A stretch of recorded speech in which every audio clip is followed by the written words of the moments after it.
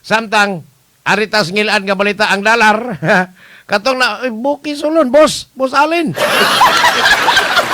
Ang dolyar 61 na gyud pero boy gastang okay ha. 61.13 na ang dolyar usa ka dolyar o pailisan mo na ng piso 61.13. Daghana kayo. 61 kapalit na ka ana og bugi. Unsa nang bugi sa buwad ginamos. Ang bating nga balita mura man lagi pang dimala so uga ka to duha ani gidrama lamang gyud kata pulpida. Kahapon kagabi ini ang tigpamutmot sa Malacañang Claire Castro. Yang ikotlo ang pamahayag ni Department of Justice Secretary Frederick Vida nga matod pa purbida. Wa naman di dito sa Saldico sa Czech Republic. Matod pa tuada ikono sa France kay nangayong political asylum kay tungod din sa Pilipinas politically persecuted kuno si Zaldico. Pagkata dramahan no sus wa na inon mo gamit ha in fairness ni Claire Castro wa na siya mo gamit sa pulong nga gigamit sa iyang presidenteng bangag nga arrested kundi intercepted na pod iyay nahuli kuno sa na pagbili libuga ni ang in English og Bisaya nimo parehara og moingon kang intercepted sa to pa na embargo na ilog unsay lain Bisaya na unya dili na sila mo gamit sa inyong arrested kay nila kabuhi na kuno gibuhian na kuno sa Czech Republic ang giingong fugitive from justice nga si Zaldico katong banggiitan gipasangin lang mo banggiitan nga tulisan sa puntir sa gobyerno nga giaging binalita pinaagi sa pagpaabot ngadto sa balay ni Tambaloslos Martin Romales nga mo speaker kaniadto diin si Zaldico mo chairman sa Appropriations Committee sa Ubos May Balaoranan din ang iyang vice chairman taga Sugbo si Peter Calderon. Okay kadro 26 billion Peter Calderon. Ngiga niya, no? Murag okay kayo. Karong adlaw, ha? Gipatawag ni Presidente Marcos ang mga ambasador sa Czech Republic o sa France. Aron yan, iyang istoryahon dito sa Malacañang. Ari mo dire. Sa magitinoon na ni, ha? Sa magitinoon na ni. Kaya nabalaka, kuno ang Presidente nga, himuong sumbanan ang gihimo ni Zaldico sa tanang mga kawatan. Apil na. Gipasangin ng kawatan, ha? Apil na si Martin Tambaloslos Romualdez nga kanang mga gipasangin kung doon na mga kaso manglayas ni Pilipinas aron mga political asylum sa nagkalain-laing nasod. Matod pa nga si Marcos istoryahon niya ug unsa gitinuod. Pero nasupalpal si Claire Castro kani asam dato ani Claire Castro or Harry Roque. Si Harry Roque in fairness si Harry Roque na ilhan to nga international lawyer. Samtang si Claire Castro na ilhan nga national butbuton. National butbuton. Kini sila parehong tigpamotbot sa presidente. Si Harry Roque kaniadto panahon ni Digong karon na si Claire Castro mo po'y tigpamotbot ni Marcos. Si Claire Castro murag yan sunog in town. Sa iyang mga tinabian susbay kanit ni mga reporter sa Manila no. Kuan kayo mangutana ba dili ra kayo kuan og mangutana pas ako'y magapangutana ni mo murag og anas press conference murag wa siguro pagawason ko kay lugiton gid ka kanang bisag abogada ka lugiton gid ka niyo ra. Ay bida. Kay giun sa kanya pagkahibaw. Kay matod pa si ang iyang gingon nga si Zaldico tuan na kono sa France human girilis.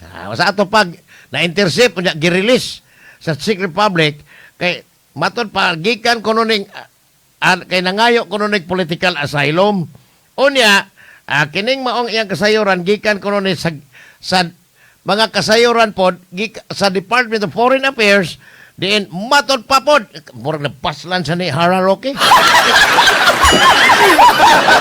Matod pang Harry Roque diin man kadapitang nasura aning kalibutan na Clara nga miingon ka nga ang si Juan de la Cruz mga political asylum mga kana highly confidential man in town na ang pagpangayog pas asylum. Ay.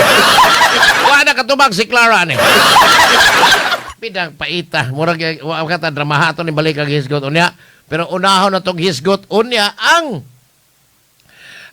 migawid og ang carbon market vendors. Murag inindot nilang away. Murag na nagpirme nagsabong ni sila. Kagahapon giangkon gyud ni Konsehal Maria Pino, nga dagko ang ilang pagtuo gikas Pino hanon dagko ang ilang pagtuo nga ma-privatize gyud ang carbon pero sa atong pangutanan sa naagi des provision nga ma-privatize ang carbon so wapod usap ni siya advance ang kaipod mag-isip sila diha mga taga-carbon mo na pero sa dihang pangutanan na sigim kuno kagladla diha sa suga kanang mga suga dihang imong ipanglanad paabangan mo dugkaya na katubag lihay pa sa alas 4 kadlawon lahi-lahi magitubag kadungog kato klaro po si Maria Pino balikan ta ning hisgot niya kay murag wa magkanima o balik ta di pay nindot nga mga balita aron ato ning kanang balikang hisgot niya kaning gidrama balang kahata or simple kayo tinuod bagyo ka ng ilang paningkamot kay mura basig mahadlok ang Malacañang nga makauli gito saldi ko unya inig uli mutugan sa tinuod nga kana si Andoy Marcos nga imong anak kung ikaw pud bangag pinagi sa sugo ni Tambalos Martin Romualdez inyog yung surikbot ang binilyon nga puntil sa gobyerno aron mapunta sa inyohang bulsa. Bastang ilngiga, no? Samtang, di apay lain ay, Bastang pagka, kani pataka ang ko ni tabi, ambot o ganong, wala magilain aning gobernohag yung kanabang,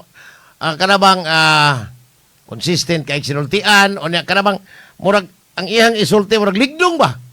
Di John Vic Remulla, mura man siya, pakaw ay. Nalo ko na. John Vic Remulla, national figure ni nga pakaw. Ang local figure kanas Glenn Soco diri Sugbo patep utro sa naoy porbida. Maumaog yun. Kagahapon na ngayon sa pasaylo kay human siya mahatag og balik tulo ka semana nga timeline. Kasi saldi ko mauli na din his Pilipinas. Matod pa niya, sorry kayo ako mga ikong pasaylo ka ako tong sayop. Unya, kay sayop man kuno niya, iyang gipangayo ang pagpasaylo sa mga Pilipino sa iyang pamutmut. Matod pa ni Saldi ni John Vic Remulla nga iya gito ang kunon ang tanan kay nasayop kuno siya kay nagtuo siya nga ang pamaagi kuno ang proseso sa Czech Republic ug Pilipinas parihara taka mo kagtabi niyo roy matay kada adlaw magpa-press ko ni kay siya may secretary sa Interior and Local Government kay naning kamot ani siyang mutas-taas ang rating at tulo niya sa mga survey kun mudagan sa pagka-senador vice presidente ug simbako lang ma-presidente. Kung simbako mo dagan pagka-presidente si Mike Rama, magsinggit yung singgit og ingon ini. Uyawa! Pawa! Uyawa! Sige, singgitan si Mike Rama, kay pataka lang gini siya tabi. Murag suitos tanan ba? Kinis, John Vic Remulla, igsoon man ni sa ombudsman nga si Bunjing, Jack of all trades ni, master of none. Uyawa! Pawa! Murag inana ba? Murag inana. Basta di malasa ng gobyerno. Murag gibutangan mga sus biha daghana di Claire Castro di John Vic Remulla wala magilain oy mangita tataglain yon oy bangag mangita taglain ha astang paita mo mauwaw man hinunta ninyo kalaki timani ha tibo kalibutan karon tungod sa live streaming kani boss alin yun nakakita man kani tibo kalibutan real time makakita ang mga tao bisag ka to mga foreigner kay gawas og John Vic Remulla tagsara man mo in English. Pero na may interpreter na yon automatic. Sus bida. Murag na uwaw gito tibo kalibutan mauwaw po ay. Grabe ka uwaw. Hastang di malasas Pilipinas inaanay mga tawhana. Sus mura man mura gidatugas Pilipinas og gaba. Mura ta gidagkot. Para gidagkot, para atong kuwen nga mo dagkot og 23 kasimbahan ini ka Huwebes Santo. Gahapon dito si Governor Pambari 4 pinagi sa mga sakop niya sa Provincial Social Welfare and Development Office o ang Provincial Treasurer's Office isip mga pagador nang hatag ni og mga tag 3,000 pesos nga cash assistance alang sa mga habal-habal drivers. Matod pa sa gobernador padayon gyud ang ilahang tabang alang sa mga taga-isla og way kinahanglang way mahabilin nga di matabangan karon mga panahon na nga nagkrisis ug mayo labi na sa presyo sa lana og sa presyo sa lana tibok kalibutan. Matod pang Governor Pambari 4 nga padayon ang iyang pagtabang alang sa mga taga-lalawigan sa Sugbo dili way pili bisan pag mga supporter ni Lalay. Kaniadto ihang didaog-daog. Gihagapon, gihangop ang gobernadora sa mga taga Islas Bantayan. Din doon ay tulo ka mga lungsod, ang Madridejos, Santa Fe ug Bantayan. Din matod pa nila salamat sa imong tabang, Gobernador. Apil na ang tambalanan nito, ang Bantayan District Hospital, nga karon kumpleto na sa mga doctors, nurses ug ubang medical staff. Og mga tambal, sukwahi kaniadto nga og na ako noy mapaakan sa iro, wahin noy sumbagan. Na ako noy mapaakan sa iro, igo lang nilang hunaran og dahon sa kamunggay. Nya tuob-tuob itong kangguin, tuob. O to'y gitawag og tuob queen. Mao ba?